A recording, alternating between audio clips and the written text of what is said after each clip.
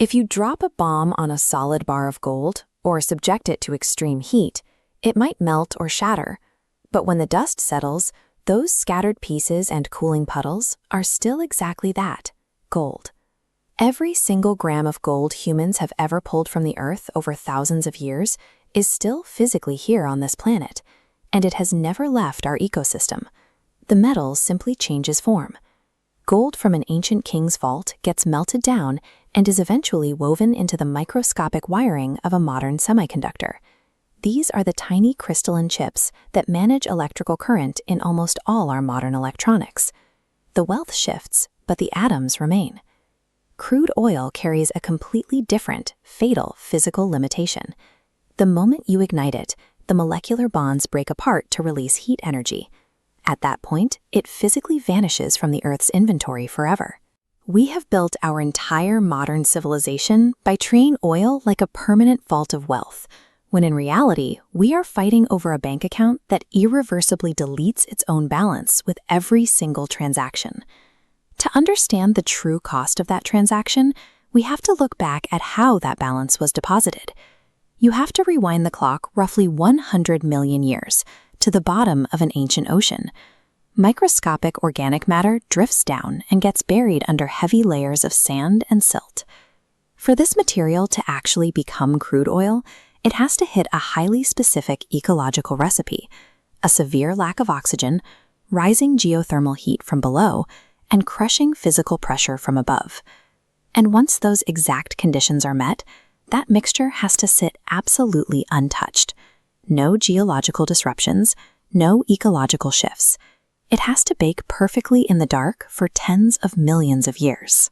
Today, humanity has tapped into those ancient reservoirs, but we are pulling it out of the ground at a speed that geological time cannot comprehend.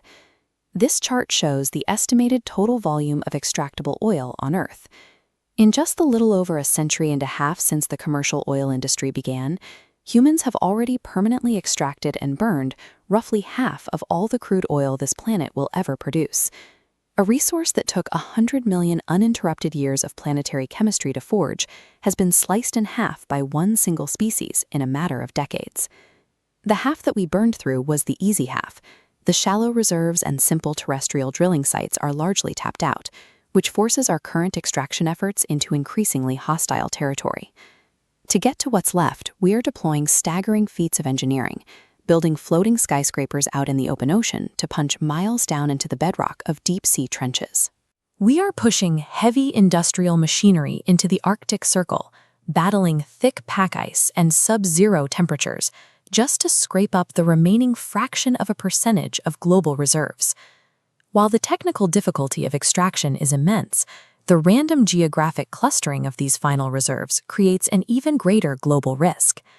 Ancient ocean floors didn't follow our modern political borders, so the remaining oil is scattered haphazardly across the globe. Think about the atmosphere.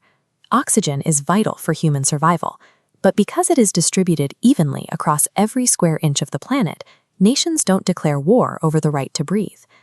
Because oil is intensely localized, it creates an immediate, unearned class of geographic winners and losers. You either happen to be sitting on top of millions of barrels of fossilized algae, or you don't. You combine a rapidly shrinking essential asset with a completely randomized geographic lottery, and you have engineered the perfect, inescapable formula for international chaos. That specific equation is why standard rules of diplomacy evaporate the second crude oil enters the conversation. World leaders who will negotiate calmly over timber or agriculture lose their rationality when it comes to petroleum.